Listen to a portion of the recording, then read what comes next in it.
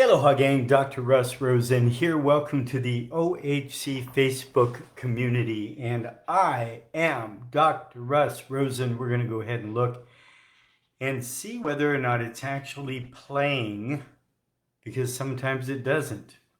And although I talked to, what's his name? Dang it looks like it's not showing up. Looks like, okay, so I'm going to check again. So whenever I meet with Zach, I talk to him about this. He tells me he's going to get it fixed. But, okay, good. So Zach came through. Thanks, Zach. Okay, so we are here right now, and we're going to go ahead and dive in. We're here 3 Thursdays a month at 1:30 California time, diving into different subjects to help you thrive in a care versus care, true optimal health model. If you want more detail, we go into the club on Thursdays, 11 o'clock California time.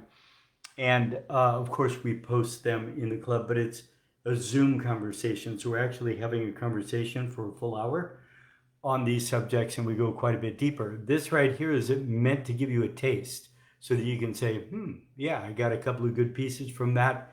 Go implement it, see if it helps you. If so, you may want to dive deeper, jump into the club. So here's the scoop. Here's what I know to be true.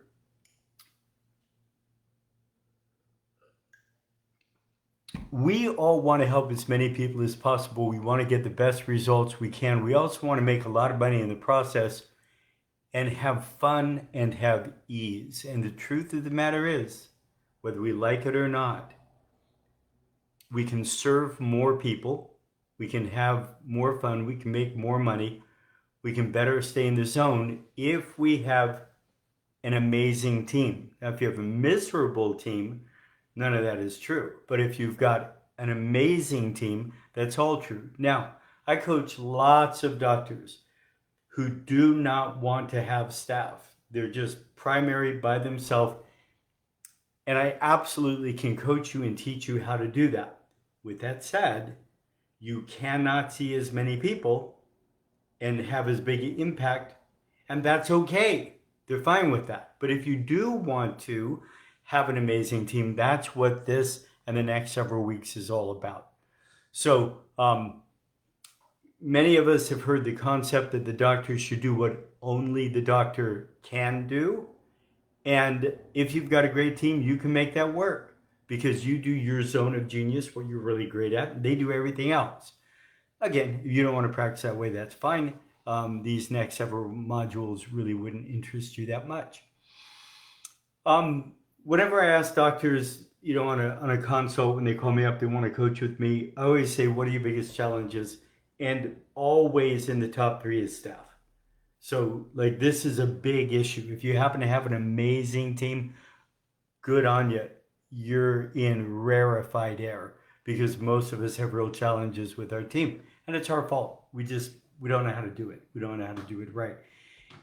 And here we're going to show you exactly how to do it. So over the next few weeks, we'll be diving into what is a dream team, how to hire, how to train your team and keep them trained. It's not a one-time deal.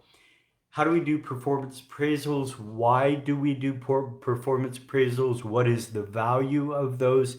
And then how to run meetings. All really important pieces of the puzzle. So I asked ChatGPT, I said,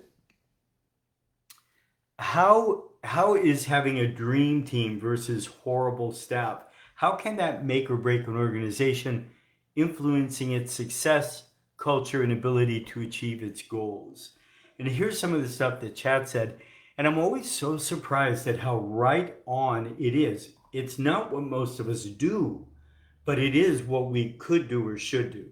So productivity and efficiency. With a dream team, highly skilled, motivated, and collaborative staff can execute tasks efficiently, innovative, and find solutions to challenges quickly.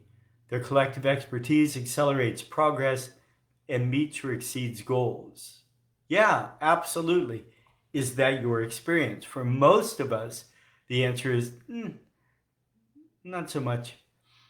Horrible staff. Poorly skilled or disengaged employees waste time, make frequent errors, and require constant oversight, creating bottlenecks and hindering organizational growth. Yeah, they make us miserable. And they're miserable. So why don't we just learn how to do it right? Workplace culture, dream team. Strong, positive team fosters mutual respect, inclusivity, and shared goals. This boosts morale, reduces turnover, huge, really important piece of the puzzle, and attracts top talent. We hate turnover, right? Got to start all over again, miserable, etc. Horrible staff, toxic or disjointed staff create conflict, stress, and dissatisfaction, which can spread throughout the organization, harming morale and leading to a high attrition rates. I call it staph infection. And if you have staph infection, it can take an arm, it can kill your practice. So we don't want that. Other areas that I won't go into such detail, but innovation and creativity, client and patient relationships, leadership and resource drain, and of course, financial implications. So having a dream team amplifies your organization's strengths and creates a foundation for long-term success, while horrible staff can cripple progress, morale, and overall potential. So investing in the right people is essential for sustainable growth, and that's investing, finding the right people, training the right people, having the right bonuses, the right meetings, right performance appraisals. All of that are pieces of how to build a dream team. So, yeah, do I need to go into that? Yeah, I think I will. Okay, so here are several reasons, compelling reasons to emphasize the importance of hiring the right people for the right positions. We want to hire the right people for the right positions. One, maximize productivity. Obviously, reduced turnover costs. Yeah, every time we lose somebody, it can cost us a fortune in lost potential, hiring somebody new, etc. Improve team dynamics, better customer or patient satisfaction, stronger business reputation, which is huge, faster achievement of your business goals, cost efficiency. I just kind of mentioned that, but a mishire, it can lead to errors. It can cause delays. It can cause inefficiencies that cost you time and money. And the right hire reduces waste and maximizes your resource and utilization. But the wrong hire can cost you, look this up, 3 times their annual salary. So you pay someone $50,000 a year, it can cost you $150,000 by having a mishire, having to go through the whole miserable process to recognize they were wrong, let them go, hire someone else, and get them trained. So really, just miserable thing to do. Okay, so the intent of my course on how to build a dream team is to expose you to the concepts and the principles behind how to build a dream team. And make no mistake, you don't just get one, you create one, you build one. And that's a group of people who work together as a team, who support each other to do their very best. Big piece of the puzzle. It's a group of people who are well-trained, highly motivated, and passionate about growing the practice. So often when you look to grow your practice, they don't want to. All that means to them is more work. They're already stressed, they're already overwhelmed. So it's a critical piece of the puzzle that they want to grow the practice, that they're actually supporting you and pushing you for growth. That's what I want to see happen. Now, in most offices, we have bosses and we have employees, okay? That doesn't work. Definitely not today. 50 years ago, maybe. Today, it just simply doesn't work. So the problem with the scenario is bosses move into the angry parent role, whereas they become responsible to push their employees into action, and the employees play the helpless victim child. The more the employee plays the victim, the more the employer turns into an angry parent. And it's an us versus them environment, and it sucks. So the employees resist doing more, they resist doing their best, just as an adolescent child resists their parents. We do not want that. So in this dream team model, oh yeah, I forgot to say, if you're there, do me a favor. Let me know that you're there, where you're from. If you have questions along the way, let me know. At the end, I'll go check. And if you're watching this on replay, if you have any questions, just put them in below and I'll come back and answer them. Okay, so in the dream team model, we understand that we have leaders that must give direction. So you have to have leaders that will give direction. They need to follow up and monitor the progress. You can't just give direction and then manage them by abdication, right? We don't want to micromanage either. So we have to be able to follow up, monitor progress, help course correct. That is their job as a leader. Followers need to take the direction, do their best, and have a safe way to interact and ask for help or information without feeling like they're going to get hammered by the leader, the boss. Now, the difference between, and get this, this is critical, the difference between a regular office and an office that we've got working as a dream team is regular offices have leaders or bosses and followers, employees. The problem is the followers are not empowered to think for themselves. They just are there doing their job. They're not empowered to make decisions, to act on those decisions, to be responsible for the outcomes of their decisions. A classic symptom is, there's a frayed wire and they don't do anything about it because it's not their job. Okay? In a team environment, now get this, we are all leaders and we are all followers. You are the leader of your position. If you're at the front desk, you own that position. You're the leader of that position. If you're the doctor, you own that position. If you're the an associate, you own that position. If you do marketing, if you do billing, you're the owner of that position. You are the leader, and everybody else is a follower who follows you. Of course, you are a follower to everybody else who is a leader in their position. This is a big difference. It's a huge difference we need to get. If we get this, things begin to change for us. So each person is responsible to be a leader in their own position and a follower of other leaders. Everyone has three hats. If you've read the book, The E-Myth by Michael Gerber, there's a beautiful one done with my old brother, my first coach and dear friend, Frank Savinsky. He wrote it with Michael Gerber called E-Myth for Chiropractors. But anyway, about it, in that book, he talks about there are three hats that every person must wear. So you have the CEO or visionary hat, you have the manager hat that manages everything in relationship to you, and then you've got the technician hat. So as an example, your front desk CA, when your front desk CA is answering the phone, they're a technician role. When they're managing, meaning for me to do my job right and keep the flow, I need the doctor to stay on time, so they manage the doctor. And then they have the CEO visionary hat where they're always looking to improve.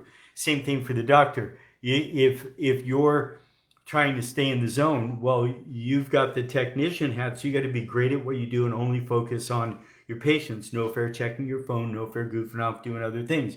Manager, you have to manage everything else in your practice to make sure everyone can do their job and they can stay on time, they're well trained, etc. So there's perfect flow so you can stay on time. And then, of course, the visionary is looking at the practice and they're looking to how we can have never-ending improvement.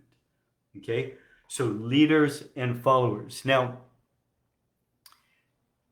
I can't recommend enough that you and your entire team read the book, The E-Myth, or The E-Myth for Chiropractors. Again, I don't know if there's one for acupuncturists and naturopaths or not. But in that book, he talks about 75% of all businesses in the United States, new businesses, will go under in the first 5 years. 85% of all franchises will still be in business 5 years later. Actually, I take that back. It was 75% of businesses will go under in the first year. 85% of all franchises will still be in business 5 years later. Why is that? Why is that? Because franchises have world-class systems, and that's what we need to install into our practice, is these kinds of systems. So over the next several weeks, we'll be going through how to hire Thursday in the club, we'll be going through how to hire in extreme detail. We'll be going through, you go through the making sure you have the right behavioral style of people in the right positions. So front desk, you need a bubbly people person. Billing and collections, you need a task-oriented person. You need to have a bonus system that works. Most bonus systems don't. Most of them are disincentivizing. And my promise to you is if you have a great bonus system that really works, it will incentivize people to want to grow. We need to know how to do performance appraisal systems and why, where they fit into your entire program. And then you've got to have systems to train your team and keep your team trained. Don't kid yourself that you show them once how to do something and they have it forever. If you haven't retrained on something within 90 days, it's no longer perfect. It's just the way it is. It's why professional athletes train all the time. Professional musicians train all the time. When you were in junior high, you trained a certain amount. High school, you got better. You trained more, right? College, you trained more. Professional, you train more. That's how it is. You're a professional doctor. Train yourself, train your team. All right. In the club this Thursday, I'm going to be going into extreme detail of how do you hire the right person? How do we dramatically increase the odds? And I'll be giving you a 19-page document that has absolutely everything you need to learn how to hire the right people, from figuring out the position and coming up with the task list to ads to like everything you need. We'll be doing that. If you're interested and you want access to that, just put club below. I'll give you a free month where you can join the club for a month. You can go in and check all the stuff we have, all of these kinds of cool things we have, and for you access in there. We do a 6-month program here. Right now we're in here, which is team. So we do, at the beginning of it is certainty, and then how to communicate, visit 1, 2, daily interaction, re-exam, re-report. Then we get into all of this stuff, then we get into marketing, and then we get into flow, and then we start over again. So I've got 3 cycles of that, all pre-recorded in there. You can dive into wherever you need to focus. They're an hour apiece with other doctors having a conversation versus me lecturing at you like this. So can't recommend enough. If you're interested in knowing more and you want the how to hire document, go ahead and put club below and I will send that to you. We've got Arson. Good. So Dr. Addy in New Jersey, what to look for? Yes, in hiring the right person. Here's the deal. You just got access to the entire learning center. So come to the club this Thursday. We will have a conversation and I will help you customize it. With that said, go into the Learning Center, System 2, Module 2, Section 2, and it goes into extreme detail about that. So that's where you're going to be able to go find that. In the club, if you'll come to that on Thursday, we can discuss that, right? We can discuss that. Okay, good.